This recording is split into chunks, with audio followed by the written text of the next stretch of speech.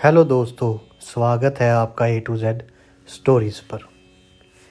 आज हम बात करेंगे श्री कृष्ण की।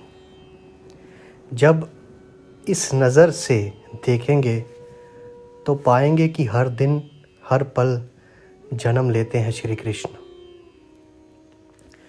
कृष्ण शब्द का अर्थ होता है केंद्र। कृष्ण शब्द का अर्थ होता है जो आकृष्ट करे, जो आकर्षित करे, सेंटर ऑफ ग्रेविटेशन, कशिश का केंद्र। कृष्ण शब्द का अर्थ होता है जिस पर संसारी चीज़ें खींचती हों, जो केंद्रीय चुंबक का काम करे। प्रत्येक व्यक्ति का जन्म एक अर्थ में कृष्ण का जन्म है, क्योंकि हमारे भीतर जो आत्मा है वे कशिश का केंद्र है, वे सेंटर ऑफ ग्रेविटेशन है, जिस पर सब चीज़ें खींचती हैं और आकर्षित होती हैं। शरीर खींचकर उसके आसपास निर्मित होता है, परिवार खींचकर उसके आसपास निर्मित होता है, समाज खींचकर उसके आसपास निर्मित होता है, जगत खींचकर उसके आसपास निर्मित होता है।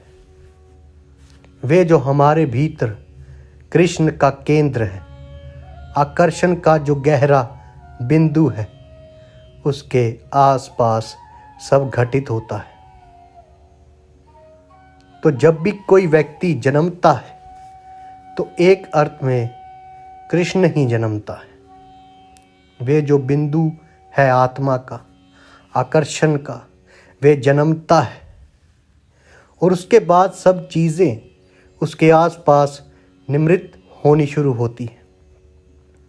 उस कृष्ण बिंदु के आसपास क्रिस्टलाइजेशन शुरू होता है और व्यक्तित्व निर्मित होते हैं। इसलिए कृष्ण का जन्म एक व्यक्ति विशेष का जन्म मात्र नहीं है, बल्कि व्यक्ति मात्र का जन्म है। अंधेरे का कारागृह का मृत्यु के भय का अर्थ है,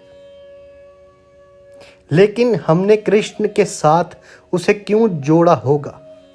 मैं ये नहीं कह रहा हूँ कि जो कृष्ण की जिंदगी में घटना घटनी होगी कारागृह में, वे नहीं घटी है।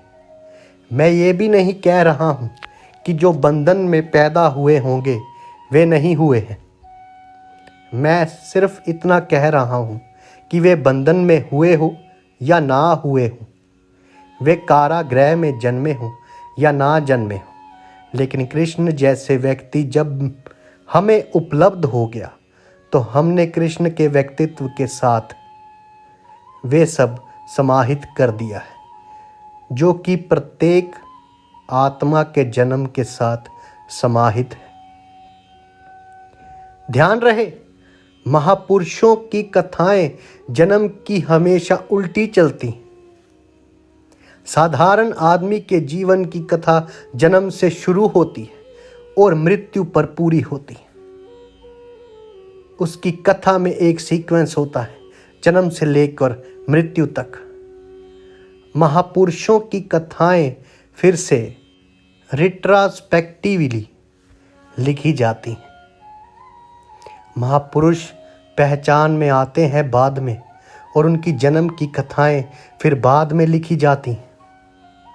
कृष्ण जैसा व्यक्ति जब हमें दिखाई पड़ता है तब तो पैदा होने के बहुत बाद दिखाई पड़ता है।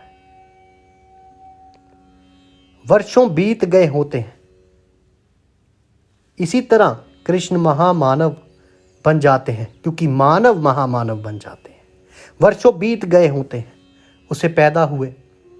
जब वे हमें दिखाई पड़ता है तब वे कोई 40-50 साल की यात्रा कर चुका होता है। फिर इस महिमावान, इस अद्भुत व्यक्ति के आसपास कथा निर्मित होती है।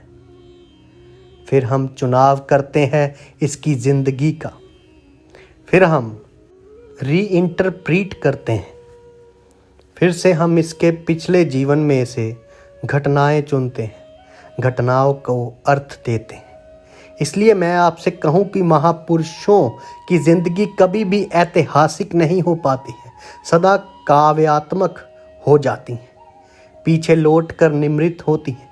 पीछे लौट कर जब हम देखते हैं तो हर चीज़ प्रतीक हो जाती है और दूसरे अर्थ ले लेती है, जो अर्थ घटते हुए क्षण में कभी भी ना रहे होंगे।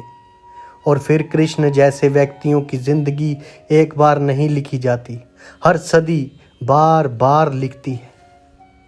हजारों लोग लिखते हैं, जब हजारों लोग लिखते हैं तो हजार व्याख्याएं होती चली जाती। फिर धीरे धीरे कृष्ण की ज़िंदगी किसी व्यक्ति की ज़िंदगी नहीं रह जाती। कृष्ण एक संस्था हो जाते हैं, एक इंस्टीट्यूशन हो जाते हैं। फिर वे समस्त जन्मों का सारभूत हो जाते हैं। फिर मनुष्य मात्र के जन्म की कथा उनके जन्म की कथा हो जाती है। इसलिए व्यक्तिवाची अर्थों में मैं कोई मूल्य नहीं मानता हूँ। कृष्ण जैसे व्यक्ति नहीं रह जाते, वे हमारे मानस के, हमारे चित्त के, हमारे कलेक्टिव माइंड के प्रतीक हो जाते हैं। और हमारे चित्त ने जितने भी जन्म देखे हैं वे सब उनमें समाहित हो जाते हैं, वे सब उनमें समाहित हो जाते हैं। इस तरह कृष्ण मानव नहीं रह जाते, वे महामानव बन जाते हैं, वे महापुरुष बन जाते हैं। आपको हमारी कहानियाँ अच्छी लगती हैं, हमारी ये बातें अच्छी लगती हैं तो हमें सब्सक्राइब कीजिए, शेयर कीजिए, लाइक कीजिए और कमेंट करके ज़रूर बताइए। जय श्री कृष्ण।